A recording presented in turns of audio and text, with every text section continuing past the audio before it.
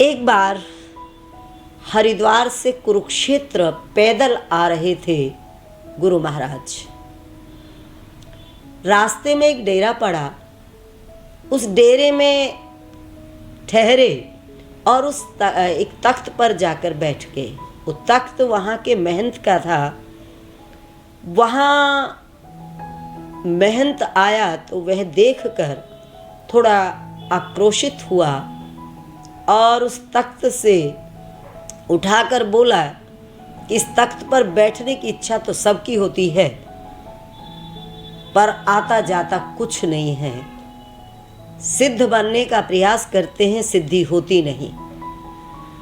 गुरुजी ने हाथ जोड़कर नमस्कार करके पूछा कि महाराज कौन सी सिद्धि देखना चाहते हो?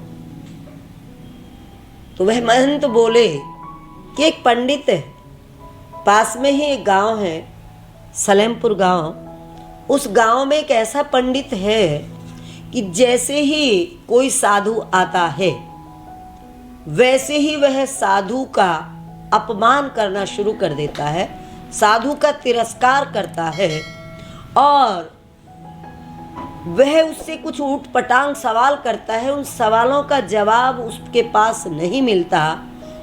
वह उसकी सारी जो उसकी जमा पूंजी होती है या उसने जो भिक्षा ली होती है सब कुछ छीन लेता है और उसको भगा देता है।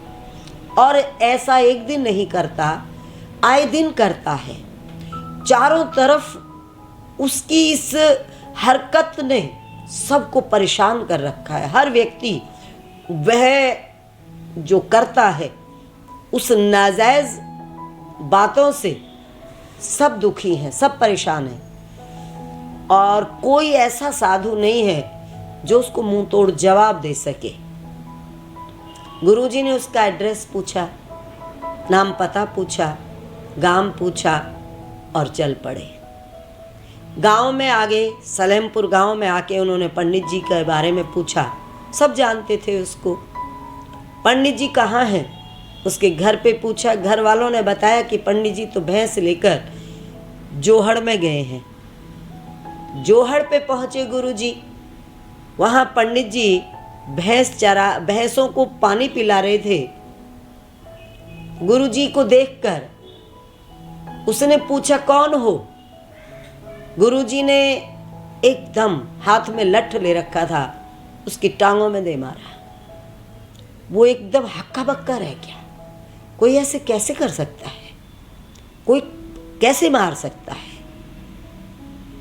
गुरुजी ने जब डंडा लठ मारा उसको तो वह सक पका गया। कहने लगे जानना है मैं कौन हूँ? तो आजा, उस डेरे में मिलूंगा और वहाँ बताऊंगा कि मैं कौन हूँ। वहाँ का जो डेरा था, गुरुजी वहाँ पहुँच गए और वह भैंस बांधकर गुरुजी को मिलने के लिए वहाँ आ गया। उसने देखा वहाँ एक तालाब था डेरे के पास। तालाब की दूसरी तरफ गुरुजी उसको दिखाई दिए। गुरुजी को देखकर जैसे ही वह उनके नज़दीक पहुँचने की कोशिश की, उसने पहुँचा, देखा तो वहाँ से गुरुजी गायब हो गए। दूसरी तरफ गुरुजी ओम कहते सुनाई दिए। वह फिर दूसरी तरफ गया। ऐसा कई बार हुआ। वो जिधर जाता गुरुजी दूसरी तरफ नजर आते। अब वो थक गया और थक कर डेरे में बैठ गया। थोड़ी देर में गुरुजी डेरे में आ गए। गुरुजी ने डेरे में आकर उससे पूछा क्या देखना चाहता है, क्या पूछना चाहता है, क्या सवाल है तेरा जो तू साधुओं से पूछता है और उनको परेशान करता है? वह तो पैरों में गिर गया। उसने कहा मुझे आपसे कोई सवाल नहीं पूछना। मैंने देख लिया कि आप पूरी तरह से ऐसे संत हो जैसे संत की मैं तलाश में था। आप तो सिद्ध पुरुष हैं, आपसे क्या सवाल पूछूं मैं? और वह विनीत होकर निवेदन करने लगा कि आप मेरे घर चलो। गुरुजी घर चले गए। घर पहुंचने पर गुरुजी उसके घर पर रहते रहे और वह गुरुजी से प्रश्नोत्तर करता रहा। सवाल जवाब चलते रहे, उसके शंका समाधान होते रहे। उसके भीतर गुरुजी के प्रति अथाह आस्था हो गई, ऐसी आस्था कि जिस आस्था को हिलाना बड़ा मुश्किल था। सब हैरान थे कि जो साधुओं को पीट कर भगाता था, जो साधुओं को इतना दुखी करता था, छीन लेता था उनकी सारी चीज़ें, आज वो एक ऐसे साधु को घर में रखे हैं कि जो देखने में भी बिल्कुल भोला भाला और फक्कड़ लगता है। सभी इस बात को बड़ी ध्यान से गौर से देख रहे थे कि क्या हो रहा है ये। लेकिन वो पंडित इतनी विनम्रता के साथ गुरु महाराज को अपने घर में रखकर पूजा कर रहा था, उनका पूरा ध्यान रख रहा था। और एक दिन उसने गुरुजी से कहा कि मुझे दीक्षा चाहिए, मैं आप जैसी विभूति को मिलकर अब नहीं खोना चाहा था, मुझे दीक्षा दे दो आप। गुरुजी ने कहा अब भी सोच ले, अब भी समझ ले, क्योंकि दीक्षा लेने का मतलब है पूरी तरह से समर्पित होना। कहता है मैं समर्पित हो गया, मैं आपका हो गया। गुरुजी ने पूछा क्या देगा दक्षिणा में, क्योंकि पूरा का पूरा इलाज करना चाहते थे गुरुजी उसका। दक्षिणा में क्या देगा? कहता है कुछ भी जो आप कहेंगे, सब कुछ आपका है। बोले सब कुछ मेरा है? कहता सब कुछ आपका है, तन मन धन सब कुछ आपका है। अब उसकी आखिरी परीक्षा थी और गुरुजी का ये अनोखा रूप था, हमारे लिए भी अनोखा है। जब हम इसको सुनते हैं, पढ़ते हैं तो बड़ा अटपटा लगता है कि कैसा ये दृश्य रहा होगा जब गुरु महाराज ने ये महिमा गुरुजी की चली होगी, ये लीला चली होगी, तो क्या उस समय सब महसूस कर रहे होंगे। पंडित ने कहा कि सब आपका है। गुरुजी ने उसे दीक्षा दे दी और कहा कि अगर मेरा है सब तो एक काम कर कि अब तू ये घर छोड़ दे, ये घर मेरा हो गया। पत्नी को बुलाया, बच्चों को बुलाया और कहा कि इसने ये सब कुछ मुझे दे दिया, मैं जो कुछ कहूँगा मेरी आज्ञा का पालन आपने करना है। बड़ी अजीब सी बात थी। और इतना ही नहीं, घर से सारा कुछ डंगर वगैरह लेके और उस परिवार को लेके डेरे में आ गए, खुद डेरे में बैठ गए और एक बाहर टेंट डाल लिया, टेंट लगा दिया और उस टेंट में वो परिवार रख लिया और डंगर वहाँ पर रख लिए और डंगरों को उन्होंने नौकर लगा दिया सेवा के लिए। और दिन बीतने लगे। पंडित जी को कहा कि तेरा 14 साल का वनवास है। इतना होने के बाद भी वो पंडित जो सारे बाबाओं को पीट कर भगाया करता था, चुसका नहीं, उसको कोई शिकायत ही नहीं हुई। इतना अधिक उसके भीतर गुरुजी के प्रति श्रद्धा हो गई थी, आस्था हो गई थी कि उसे कोई शिकायत ही नहीं थी। वो जैसे रह रहा था ऐसा ही होता है, समर्पण में ऐसा ही होता है। जब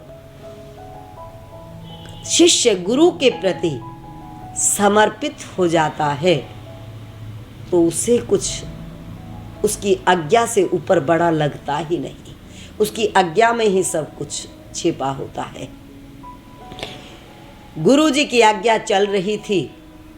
पंडित जी गुरु जी की जो भी गुरु जी का आदेश होता वो कर रहे थे और गुरु जी उसके परिवार को बाहर बिठाकर वहीं पर आप डेरे में बैठकर उनको आदेश देते, बच्चों को जैसा भी। दिन बीतने लगे, चारों तरफ ये आवाज़ फैल गई। ये घटना देखने के लिए, इस दृश्य को देखने के लिए दूर दूर से लोग आने लगे और उनके रिश्तेदारों तक खबर पहुंची। रिश्तेदारों को इस बात से बहुत तकलीफ हुई कि कोई ऐसा कैसे कर सकता है। तो रिश्तेदार पुलिस लेके आ गए और उन्होंने कहा कि ये बाबा है, इसने हमारे इस व्यक्ति को, इस रिश्तेदार को बहका लिया है और बहका कर इसने इसके परिवार को उजाड़ दिया है। पुलिस वालों ने पूछताछ की, छानबीन की गुरुजी कौन से डरने वाले थे, क्योंकि वह तो मस्त फक्कड़ थे। उनका तो अपना एक खेल था जो चल रहा था, कोई इच्छा नहीं थी, कोई स्वार्थ नहीं था। गुरुजी ने पंडित से कहा कि इससे पूछो, इसने समर्पित किया है सब कुछ, अगर ये कहता है कि मुझे वापस लेना है तो ले लेगा। पुलिस वालों ने पंडित जी से पूछा, पंडित जी ने कहा नहीं, मैंने तो सब कुछ दे दिया, जो अब मेरे गुरु जैसा भी आदेश करेंगे वही होगा, मैं तो अब समर्पित हो गया हूँ गुरु चरणों में। गुरुदेव ने 14 दिन बीते, सारे रिश्तेदार झक मार मार कर बैठ गए और पूरी चारों तरफ की जो नगरी थी, पूरी जो जनता थी गांव की, सब के सब तमाशा देख देख कर हैरान हो रहे थे और खुश भी हो रहे थे, क्योंकि उसकी जो हरकतें थी इस प्रकार की, उनसे सब दुखी हो गए थे। खुश भी हो रहे थे, लेकिन सबको अजूबा भी लग रहा था कि ऐसा कोई किस आधार पे कर सकता है जो गुरुजी ने कर दिया था। और एक काम और किया गुरुजी ने, उसके बही खाते मंगा लिए। वो पंडित ब्याज पे पैसा देता था। गुरुजी ने जिस जिस को ब्याज पे पैसा दे रखा था सबको बुला लिया और सबको बुला के सबका पैसा माफ कर दिया। जय जयकार होगी चारों तरफ। कैसा अजीब व्यक्ति आया हुआ है ये, क्या है ये? लोग तो बहुत ज़्यादा हैरानी से देखते थे गुरुजी को। 15वें दिन जब ये बहुत तमाशा बन गया, चारों तरफ तहलका मच गया, 15वें दिन गुरुजी ने उस पंडित को बुलाकर कहा कि लो, तुम्हारी आज तक की परीक्षा थी। 14 वर्ष का वनवास 14 दिन में पूरा हुआ, और अब ध्यान रखना, ना तो किसी गरीब से ब्याज लेना और ना ही किसी साधु को सताना। कोई आए तो सेवा करना, सताना नहीं किसी को। उसने कहा जो आज्ञा महाराज। यह 14 दिन की एक अलग दुनिया जो गुरुदेव ने बसाई थी, इसमें क्या छिपा था, कौन सा रूप था उनका, आप उसको किस तरह से देखते हैं मुझे नहीं पता।